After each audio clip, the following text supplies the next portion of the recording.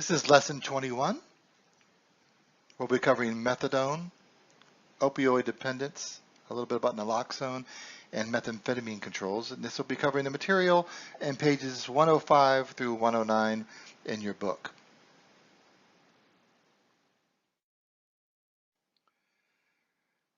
Okay, so let me talk a little bit about methadone. This is under prescribing and dispensing of certain narcotic drugs, but you see it mainly with methadone. And the issue here is that methadone is a drug that is used both for treatment of pain, but also used for detoxification and maintenance of narcotic addicts through registered narcotic treatment programs. So any pharmacy can stock methadone, but you can only dispense methadone pursuant to a prescription when it's being used to treat pain. You cannot dispense methadone if it's being used to treat narcotic addiction, even though it's indicated for that. That can only be done through a narcotic treatment program. And remember, narcotic treatment programs are a different type of DEA registration. You have a dispenser registration. Your pharmacy is not registered as a narcotic treatment facility. So just be careful when you get a prescription for methadone. It should say on there that it's being used to treat for pain. I've seen doctors that are, doing informal detox, which is and writing prescriptions for methadone, and they may even tell you that I'm trying to get my patient, off of their addiction by writing methadone prescriptions. You have to tell the doctor, that's nice you're trying to do that, but you really need to get them into a narcotic treatment facility to do that, because I can't fill a prescription for methadone if that's what it's being used for. So just be careful that you only fill prescriptions for methadone if they're being used to treat pain. In a narcotic treatment facility, they can administer and dispense methadone to patients to treat when they're being treated for narcotic addiction. But a narcotic treatment facility can't write a prescription and send it to a pharmacy to be filled. And you'll see that in number 5 on page 105. Within a narcotic treatment facility, they can actually give methadone under what's called short-term detoxification in decreasing doses for up to 30 days. If it goes beyond 30 days, it's considered long-term detoxification, again in decreasing doses, more than 30 days, but it can't go more than 180 days. But again, you're not filling these prescriptions. This is methadone that's being dispensed or administered by a narcotic treatment facility. So that's the study tip for you on the top of page 106 as well.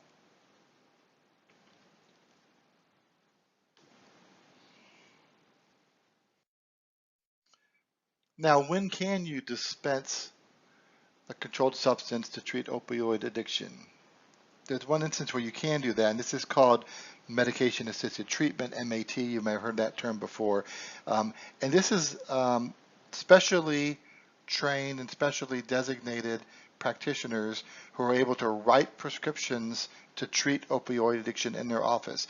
The whole idea here was there's not enough narcotic treatment facilities, and we can't get enough patients enrolled in these narcotic treatment facilities to get methadone treatment and so forth. So let's let physicians who are specially trained to treat drug addiction, opioid addiction, to actually write prescriptions and have pharmacies fill those prescriptions to help get these patients off of their addiction. So this was done through the Drug Addiction Treatment Act of 2000, sometimes called the DATA 2000 Act, and that's why these practitioners are sometimes called data waived practitioners or qualified practitioners under the system. They have to go through some special training, although that's been waived currently in certain situations, really to try to get more doctors to do this.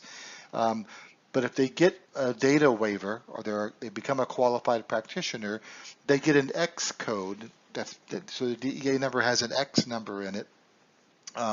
That signifies that they are able to prescribe drugs to treat opioid addiction. So this is office-based treatment of opioid addiction. The only drugs that can be prescribed for this are buprenorphine or buprenorphine with naloxone combination. But if a doctor or even a nurse practitioner or a PA is a qualified practitioner under this program, they can write a prescription for these two drugs, and in your pharmacy, as you can fill those prescriptions, those are legal prescriptions, unlike the methadone ones which would not be legal to treat opioid addiction if you got a prescription. There are some limitations on these data wave practitioners. Depending on what authorization they have, they may be able to treat up to 30 patients, then they can go up to 100 patients or up to 275 patients. And as I mentioned, number 6 talks about some of the requirements for getting the training seem to be prohibitive, so that they've waived some of the training requirements to allow more doctors to do this. If those training requirements were waived, then they are limited to no more than 30 patients. The big distinction you want to keep in mind here is in the study tip on page 107. These data wave practitioners can treat opioid addiction and prescribe these two drugs from their office. They have to have the X number, but they don't have to be registered at the narcotic treatment facility.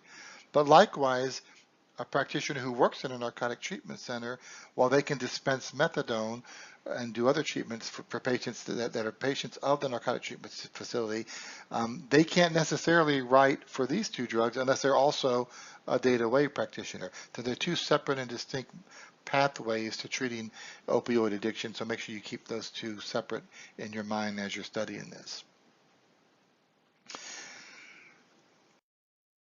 Now, this is not a controlled substance, but I want to mention here that Florida does allow pharmacists to dispense naloxone based on a standing order from a physician without having a prescription for an individual patient. But it goes along because naloxone is used in an emergency for a patient who has an overdose of an opioid. I want to mention it here. An opioid antagonist, mainly usually naloxone, can be dispensed from a Florida pharmacy without a patient-specific prescription. This is done through an auto-injector or a nasal spray. You have to have a protocol with a physician to do this. Now, there is a statewide protocol that the State Surgeon General in Florida has issued that allows any pharmacy in Florida to dispense naloxone to first responders. So if you have an ambulance company or a fire department nearby and they want to get naloxone from you, you can dispense that without a prescription to first responders under that statewide standing order.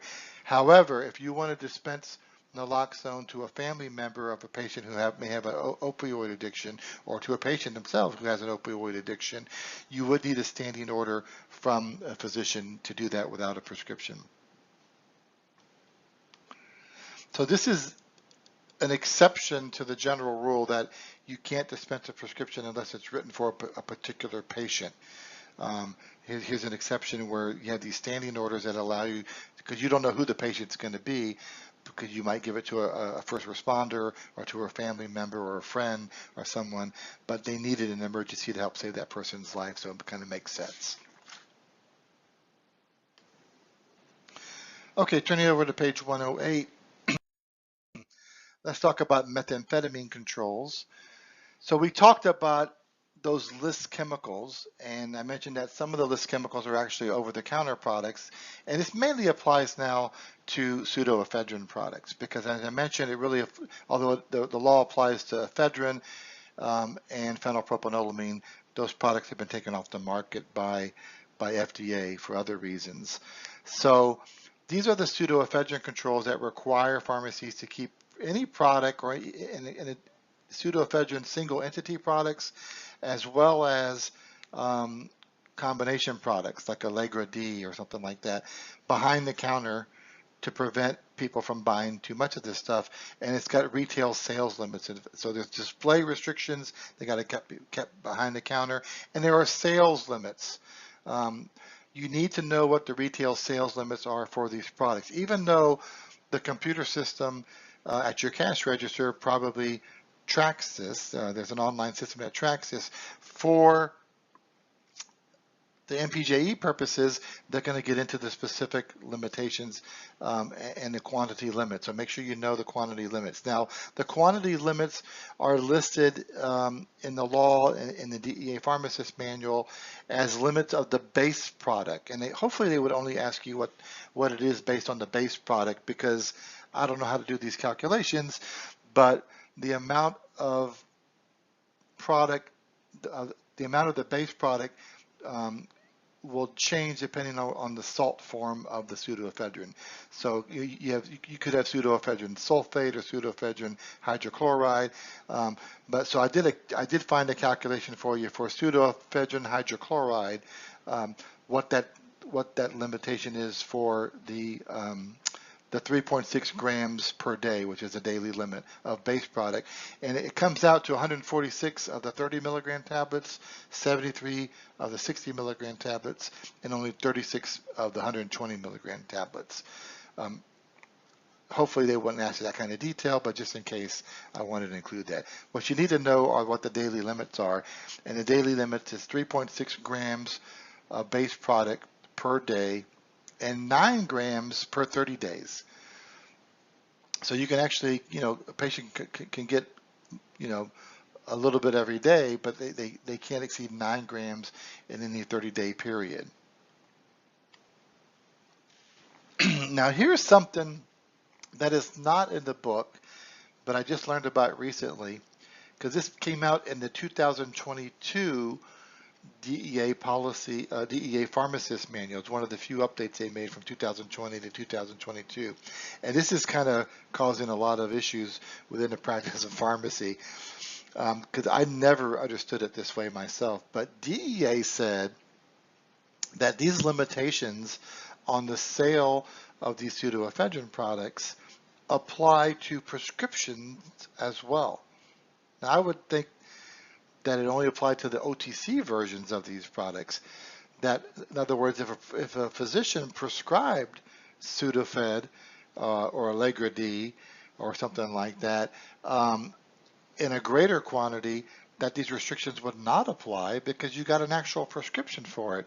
But that's not the interpretation that DEA is making, which means if you've got a prescription for these products, you'd have to track that as well.